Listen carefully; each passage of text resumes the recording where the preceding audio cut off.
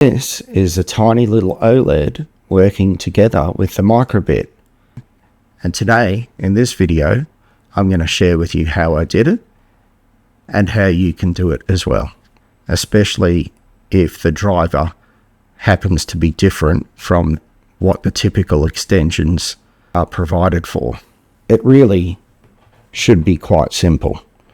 The OLED display works over I2C, a simple case of connecting 4 wires around a VCC and then pin 19 and pin 20, and the OLED should be able to come alive. The problem is all of the extensions that are available in MakeCode are written for the standard SSD1306 OLED. This little module, however, even though it looks identical, is slightly different because it has a different driver. These cheaper modules often use a SH1106 driver rather than a SSD1306 driver, and that one tiny difference can stop everything from working hardware. Enter my classroom ready 1106 OLED driver. You can find this on GitHub. I'll put a link to that down there in the description. Here's a demonstration of a simple clock program that also displays the temperature. And I'll download that now. There you have it, a nice little clock, and that's been built completely using block coding. It's a very simple clock, not connected to a real-time clock or anything like that, but you can adjust the minutes by pressing the B button, the hours by pressing the A button, and you can reset the seconds by pressing A and B together.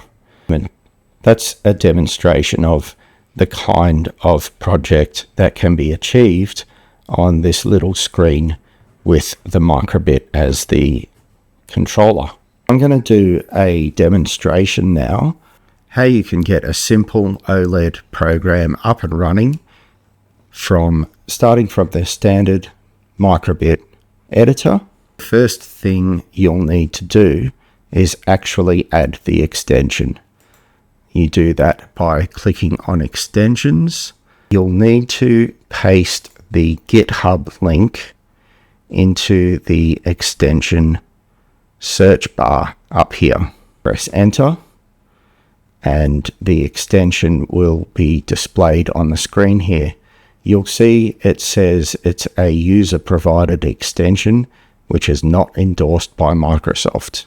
Click there to add that extension. Over here you'll see the little jigsaw puzzle piece.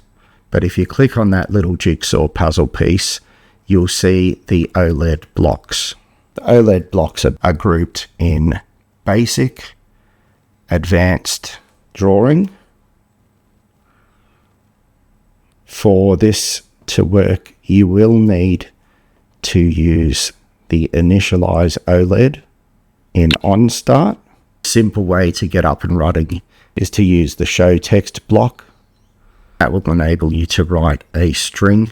The way this extension works is it writes the screen data to memory and then sends a signal to update the OLED only when you program it to do so.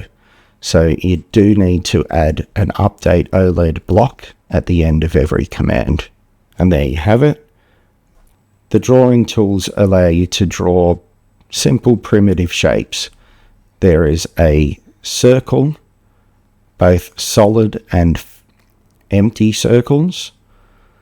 There's a rectangle tool, a line tool, and an arc tool. There's also a draw icon tool, which enables you to draw a 9x9 icon, similar style to the 5x5 LED matrix. For X and Y, you can slide the sliders to move the text around. This also works with the draw features as well. So to make the text show here, we need to say on is true. If I download that now, you'll see my demo project in the middle of the screen. I'm just going to flick through some of the other features. I'll draw a circle. I'll do a draw rectangle, then draw this smiley face icon, and then loop around and do the whole thing again. So I'll download that and take a look at what it does.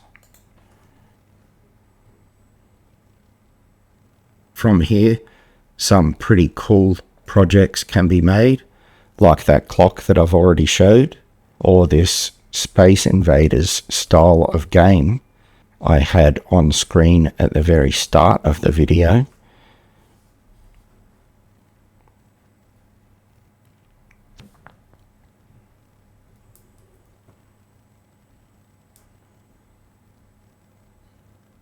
One of the clues in the first video that I made was the display showing two little rows of pixels while the rest of the screen responded the way it should have. The reason behind that is that the 1306 driver uses 128 columns of memory and the 1106 driver uses 130, which means the image has to be offset by 2.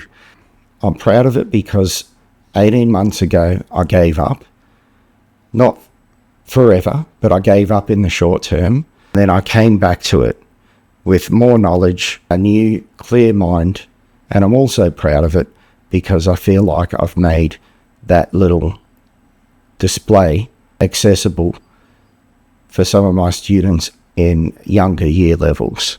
While that little display might look like a very tiny achievement, for me it represents a lot. It's a demonstration of the engineering mindset. You have a problem and you try multiple solutions until you finally get something to work. You make mistakes. From those mistakes, you learn, adapt, and then come back again. And sometimes you've just got to walk away from the project for a while before you can come back and actually get the solution to work. Anyway, that's it for me. See you in the next one.